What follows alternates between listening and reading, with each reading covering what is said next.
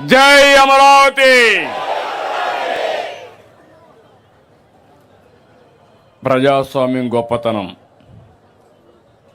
ప్రజల సంకల్ప బలం మరోసారి చాటి చెప్పిన రోజు ఇది. రాష్ట్ర చరిత్రలోనే కాకుండా దేశ చరిత్రలో సువర్ణ అక్షరాలతో లిఖించదగ్గ రోజు ఇది.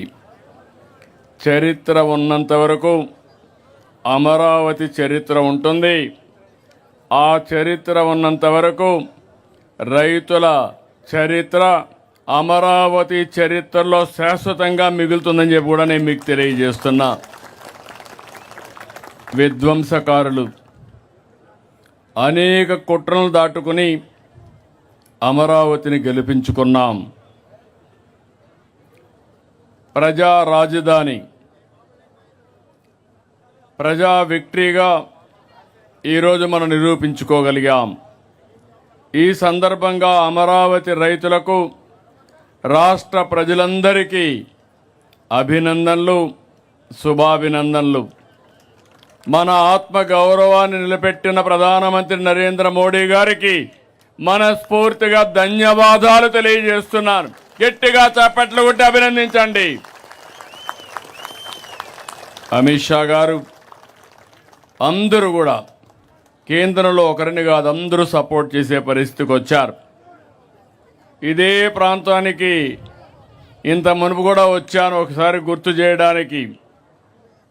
ఏదైతే విధ్వంసం చేసిన తర్వాత మీ అందరికీ ఇబ్బందులు ఆ రోజే 3 రాజధానులు అనౌన్స్ చేసిన రోజున ఇక్కడికి వచ్చి పవిత్రమైన స్థలం ఇది, మామూలు స్థలం కాదు. దేశంలో ఉండే ప్రార్థనాలయాలన్నిట్లో ఉండే పవిత్రమైన మట్టిని, పవిత్రమైన జలాలు తీసుకొచ్చి ఈ ప్రాంతం అంతా పునీతం చేసి ఇక్కడ అలాంటి పవిత్రమైన మట్టి నీరు ఇక్కడ ఉంది. ఇప్పుడే మాధవ్ గారు చెప్పారు, ఆ రోజు ప్రధానమంత్రి గారు వచ్చినప్పుడు ఒక మాట చెప్పారు. నేను సాక్షాత్ పార్లమెంటు సాక్షిగా పార్లమెంటు దగ్గరుండే పవిత్రమైన మట్టిని, యమునా నది జలాల్ని ఇక్కడ తీసుకొచ్చాను. అంటే ఇది మట్టి జలాలు కాదు, దేశం మొత్తం అమరావతితో ఉంటామని చెప్పి నిరూపించిన రోజు ఇది. ఓసారి ఈ చరిత్ర మనం మర్చిపోతే చాలా కష్టమవుతుంది. ఆ రోజు ఇక్కడే కాదు, అన్ని దేవాలయాల్లో, అన్ని గ్రామాల్లో పవిత్రమైన మట్టిని తీసుకుని, అక్కడ జలాలు తీసుకుని దేవాలయాల్లో పూజలు చేసి ఆ పూజ ఫలితాలు ఇక్కడికి తీసుకొచ్చాం. అలాంటివన్నీ కూడా మనం ఒకసారి గుర్తుపెట్టుకుంటే ఈరోజు సాక్షాత్ పార్లమెంటు ఒక పార్టీ కాదు, ఎన్డీఏ పార్ట్నర్సే కాకుండా దేశంలో ఉండే అన్ని రాజకీయ పార్టీలు అండగా అమరావతికి నిలబడ్డారంటే అది చరిత్ర.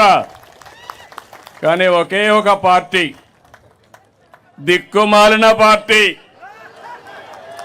ఏమనాలో తెలియదు, వాళ్ళని మనం చూసాం. శ్మశానం అన్నారు. ఈరోజు మనం తెలుగు లేని శాసనాన్ని చేసుకునే పరిస్థితికి వచ్చాం. నేను ఎప్పుడూ చెప్పాను, 3 ముక్కలాట చాలా సులభం అనుకున్నారు. ఆ 3 ముక్కలాటతోనే ఏమయ్యారో మీరే చూశారు. అలాంటి జరిగే పరిస్థితి వచ్చింది.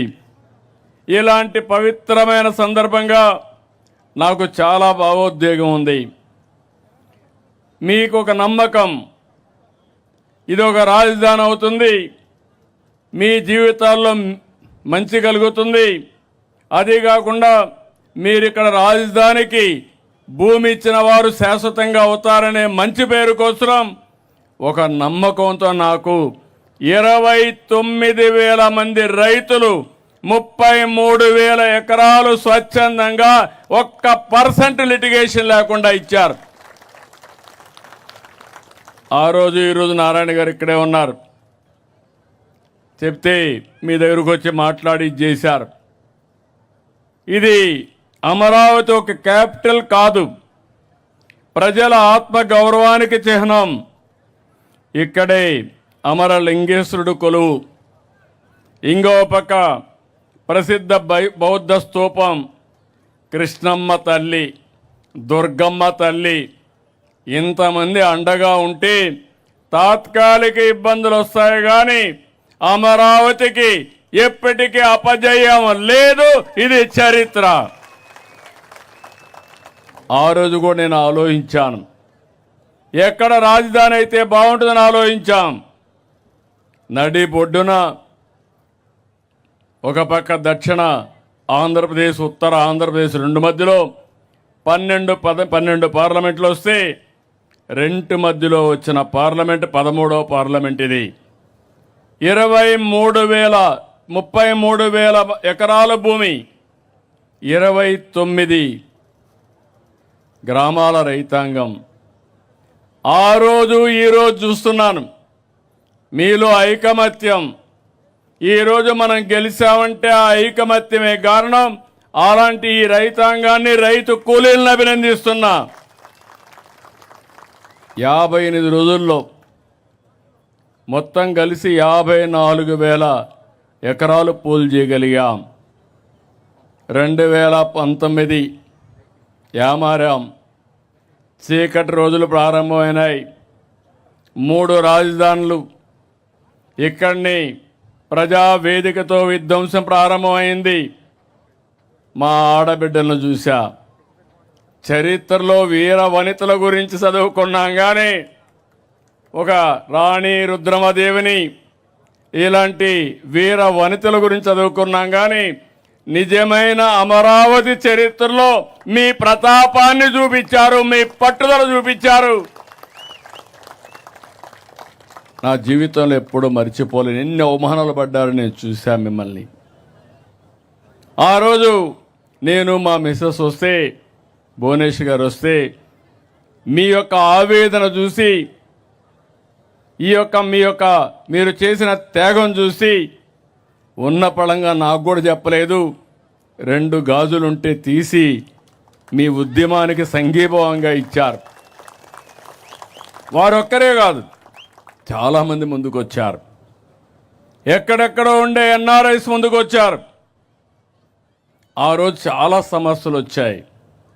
ఒక పక్క రైతాంగం భూములు ఇచ్చేశారు, మీకు వ్యవసాయం లేదు, ఆదాయం లేదు, మీకు వచ్చే కవులు కూడా ఇవ్వలేదు. మీరు లీగల్గా పోరాడాలంటే చాలా కష్టం. ఒక పక్క ఉద్యమం, ఒక పక్క జీవనోపాధి, ఇంకో పక్క ఖర్చులు. ఇవన్నీ చూసినప్పుడు చాలా బాధేస్తే నా దగ్గర కూడా ఆ రోజు డబ్బులు లేవు. ఎన్నో సంవత్సరాలు పార్టీని రన్ చేశాను కానీ డబ్బులు లేకపోతే ఎంత ఖర్చు పెట్టాలని నేను కూడా ఖర్చు పెట్టి కడాల జోలి బట్టి వసూలు చేసి స్ఫూర్తిదాయకంగా మీకు అందించాం ఉద్యమానికి.